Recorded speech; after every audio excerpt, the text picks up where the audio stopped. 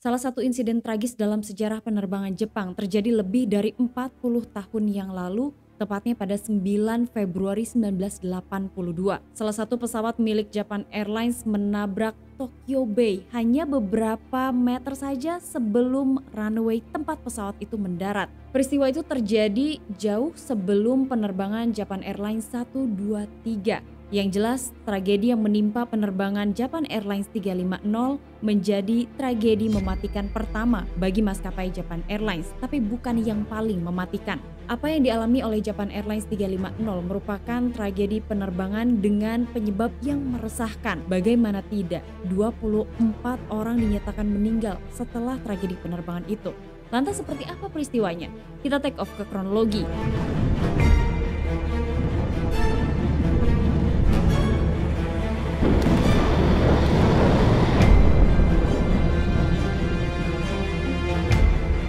Di tahun 1982, maskapai Japan Airlines memiliki 30 armada DC-8 dan DC-8 saat itu menjadi armada kebanggaan milik maskapai tersebut. Salah satunya kemudian digunakan dalam penerbangan Japan Airlines 350. Tanggal 9 Februari 1982, maskapai Japan Airlines dengan nomor penerbangan 350 mengoperasikan sebuah pesawat McDonnell Douglas DC-8. Pesawat itu akan terbang dengan rute domestik antara dua kota, tepatnya dari Bandara Fukuoka ke Bandara Tokyo Haneda. Tokyo Haneda merupakan salah satu pusat transit global terbesar di dunia. Penerbangan 350 itu akan menggunakan pesawat DC-8 yang terdaftar dengan registrasi JA8061. Di dalam pesawat itu terdapat 166 orang penumpang dan 4 orang kru. Penerbangan sendiri akan menempuh waktu kurang lebih selama 1 jam. Pesawat DC-8 yang digunakan dalam penerbangan 350 pertama kali mengudara pada tahun 1967 dan telah mengumpulkan lebih dari 37.000 total jam terbang. Kisah penerbangan Japan Airlines atau JAL 350 bermula ketika pesawat itu take off dari Bandara Fukuoka pada pukul 7.34 pagi waktu setempat. Di dalam penerbangan itu disebut-sebut dipenuhi oleh pelancong bisnis yang menuju ke ibu kota negara tersebut. Ada salah satu sumber yang menyebutkan sebelum pesawat itu lepas landas, Kapten sempat menyebutkan bahwa suasana hatinya buruk. Nah, di dalam penerbangan 350 itu ada 3 orang kru kokpit. Yang pertama adalah seorang flight engineer senior bernama Yoshimi Ozaki 48 tahun. Kemudian ada seorang first officer bernama Yoshifumi Ishikawa 33 tahun dan seorang kapten bernama Seiji Katagiri usianya 35 tahun. Penerbangan dari Bandara Fukuoka normal dan juga lancar. Sesaat setelah pesawat itu lepas landas, pesawat naik ke ketinggian 29.000 kaki sesuai dengan flight plan. Sebuah penerbangan rutin dengan 174 orang di dalamnya berjalan dengan lancar. Pesawat mulai terbang dan menuju ke Bandara Haneda. Saat itu ATC mengizinkan pesawat untuk turun ke 16.000 kaki, lalu disusul dengan penurunan berikutnya ke 3.000 kaki. Pada pukul 8.22 pagi waktu setempat, pesawat itu mulai turun ke Tokyo. Saat pesawat turun hingga ke 3.000 kaki, kru saat itu diizinkan untuk approach ILS menuju ke landasan pacu. Nah, sedikit informasi tambahan, Bandara Haneda dibangun di wilayah reklamasi. Nah, bandara itu dikelilingi oleh Tokyo Bay atau Teluk Tokyo. Nah, Bandara Haneda sendiri merupakan salah satu dari 2 bandara besar di Tokyo. Yang pertama adalah Haneda, kemudian yang kedua adalah Bandara Narita. Nah, kembali ke penerbangan 350 saat pesawatnya terus mendekat ke bandara tujuan, saat itu waktu menunjukkan pukul 8.39 pagi waktu setempat. Pilot kemudian mempersiapkan pesawat untuk pendaratan atau mengkonfigurasi pesawat. Yang diminta oleh Kapten adalah pengaturan flaps ke 50 derajat, di mana pengaturan flaps 50 derajat itu adalah pengaturan flaps paling tinggi untuk pesawat DC-8. Roda pendaratan kemudian diturunkan sekitar 3 menit kemudian atau tepatnya pukul 8.42 pagi waktu setempat, pesawat itu mulai turun ke ketinggian 1.000 kaki. Bukan hanya ketinggian yang turun, tapi juga airspeed sudah mulai turun antara 130 sampai 135 knot.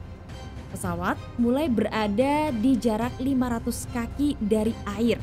Nah, first officer terus melaporkan pada kapten mengenai berapa ketinggian pesawat saat itu. Nah, seharusnya sesuai dengan SOP dari JAL, Kapten harusnya mengucapkan stabilize seperti yang seharusnya terjadi. Namun ternyata sampai di titik itu tidak ada sepatah kata pun yang disampaikan oleh Kapten. Pada pukul 8:43 pagi waktu setempat, pesawat mulai melewati ketinggian 300 kaki di atas perairan Teluk Tokyo. Saat itu First Officer mengingatkan Kapten bahwa pesawat sudah berada di decision altitude atau ketinggian keputusan, di mana Kapten atau pilot penerbang harus mengambil keputusan apakah pesawat itu akan mendarat atau miss approach dan melanjutkan go around. Tapi meskipun sudah diingatkan oleh First Officer, Kapten tidak membuka suaranya sepatah kata pun. Dilanjutkan oleh Flight Engineer yang mengingatkan ketinggian kepada Kapten dan lagi-lagi tidak ada jawaban apapun dari Kaptennya. Situasi yang aneh mulai terjadi di ruang kokpit penerbangan JAL 350. Namun sampai saat itu masih dianggap normal. Waktu menunjukkan pukul 8:44 pagi waktu setempat. Pesawat berada di ketinggian 200 kaki. Lagi-lagi Flight Engineer mengingatkan ketinggian pesawat kepada Kapten. Hanya 6 detik setelahnya tiba-tiba terdengar bunyi peringatan menandakan pesawat itu terlalu rendah. Namun meskipun sudah diingatkan oleh 2 kru kokpit lainnya, kemudian bunyi peringatan sudah menyala, tidak ada jawaban atau pernyataan yang keluar dari mulut Kapten. Sampai kemudian ketika pesawat berada di ketinggian 164 kaki dari air, tiba-tiba Kapten melakukan sebuah tindakan yang tidak biasa. Saat itu kecepatan pesawat mencapai 130 knots. Secara tiba-tiba saja, Kapten mendorong kolom kontrolnya habis-habisan ke depan, kemudian ia menarik tuas throttle ke posisi idle. First Officer maupun Flight Engineer menyimpulkan tindakan yang dilakukan oleh Kapten ini sangat berbahaya. Bukan hanya membahayakan dirinya sendiri, tapi membahayakan semua orang yang ada di dalam pesawat. Dengan hanya memiliki sedikit waktu saja, First Officer langsung bereaksi. Ia berusaha untuk kembali menarik roda pendaratan yang sebelumnya sudah diturunkan. Kemudian ia mencoba untuk memperbaiki posisi pesawat. Di sisi lain, Flight Engineer yang awalnya sedang duduk di belakang kursi kedua pilot langsung melompat ke depan untuk menghalangi Kapten mengambil kembali kontrol penerbangan. Selain itu, Flight Engineer mencoba untuk menahan Kapten dan mendapatkan kendali penerbangan. Namun dengan sedikit waktu yang mereka miliki, tidak First Officer maupun Flight Engineer yang berhasil memperbaiki sikap pesawat. Hingga akhirnya hanya dalam waktu beberapa detik saja pesawat itu jatuh menghantam air. Pesawatnya jatuh hanya beberapa meter saja dari ambang runway 33R, tempat pesawat itu seharusnya mendarat.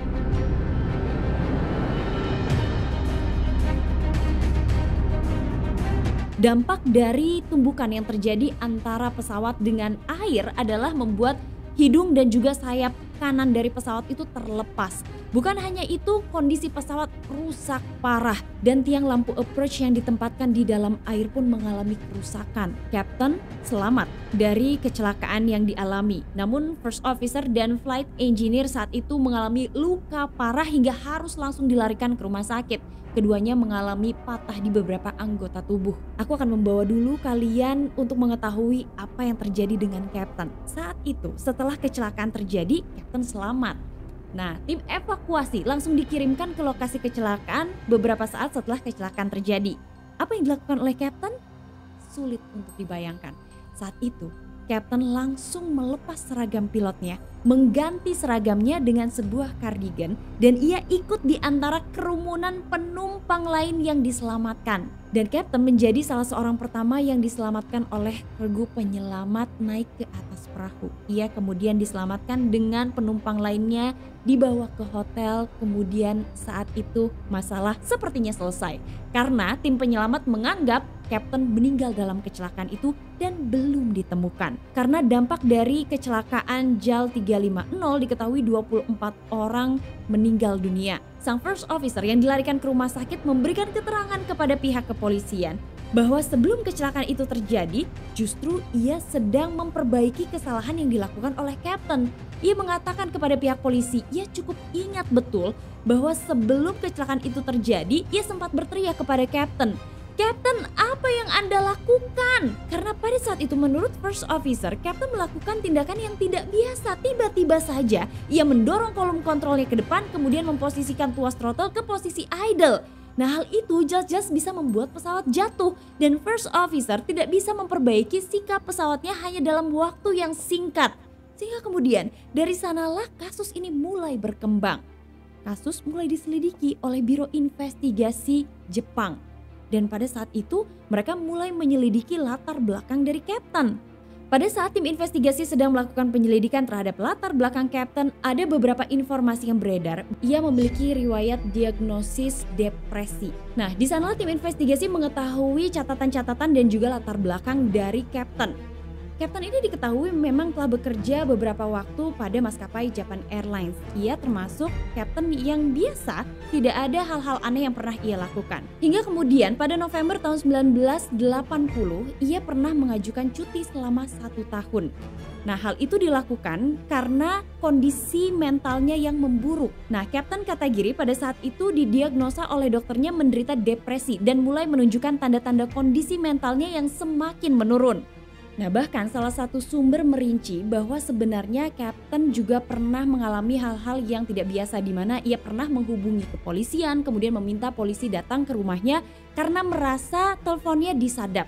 Kemudian ia juga diketahui berpisah sementara dengan istrinya karena masalah yang sama, yaitu masalah mental. Ia diketahui berpisah dengan istrinya karena masalah neurotik, yaitu sebuah tindakan yang tidak disadari untuk mengelola kecemasan yang mendalam. Tapi ternyata informasi-informasi itu tidak pernah disampaikan oleh Captain pada pihak perusahaan. Ia hanya mengatakan bahwa ia sedang mengalami depresi dan harus melakukan pengobatan selama 1 tahun. Nah, kemudian setelah itu, tepatnya November tahun 1981, Captain kembali masuk pada maskapai Japan Airlines. Nah, di sana ia kemudian dites. Tes kejiwaan dan tes untuk menjadi seorang kapten.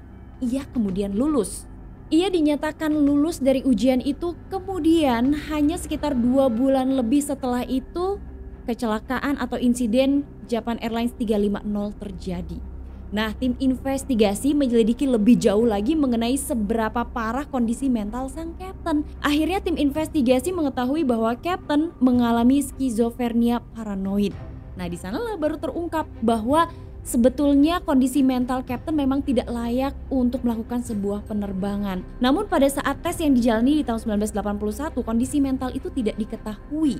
Maka kemudian ketika kasus ini masuk ke persidangan, hasilnya adalah Captain dinyatakan tidak bersalah dan ia dibebaskan dari semua tuduhan dengan alasan ia menderita kondisi kesehatan mental pada saat mengalami kecelakaan. Bahkan menurut beberapa pihak disebutkan bahwa apa yang dialami pada penerbangan 350 oleh Captain merupakan ciri-ciri awal dari penyakit skizofrenia. Dalam salah satu versi penyelidikan bahkan terungkap juga Captain sempat hampir pingsan pada saat proses pendaratan dan sempat mengatakan sesuatu yang tidak jelas. Captain Katagiri disebutkan memiliki pikiran yang tidak sehat untuk terbang dan selalu ingin bunuh diri. Salah satu sumber mengungkap bahwa ia hanya ingin. Meskipun Captain Katagiri tidak dipenjara, namun mantan Captain itu akhirnya ditempatkan di perawatan psikiatri. Pada saat Captain dibebaskan, kemudian diketahui kabar berikutnya di tahun 2015, ia akhirnya tinggal di dekat Gunung Fuji di sebuah rumah berlantai 2 bersama sang istri. Buntut dari apa yang dilakukan oleh Captain pada penerbangan JAL 350, tidak satupun yang pernah membahas hal tersebut dengan sang Captain. Dan sang Captain terus menjalani sisa hidupnya dengan perasaan bersalah. Bahkan pihak Japan Airlines juga sudah tidak lagi menggunakan nomor penerbangan 350 sejak kecelakaan yang terjadi pada tahun 1982. Nah, Delvers, kalau kalian ingat, peristiwa seperti ini juga pernah terjadi pada Germanwings, kemudian pada Silk Air. Tapi ternyata sebelum 2 tragedi itu pernah terjadi di tahun 1982 pada Japan Airlines 350. Doa kita bersama agar peristiwa semacam ini tidak terjadi lagi. Dan tentu saja semoga informasi di dalam video ini bermanfaat untuk kita semua. Sampai ketemu lagi di episode selanjutnya. Assalamualaikum warahmatullahi wabarakatuh.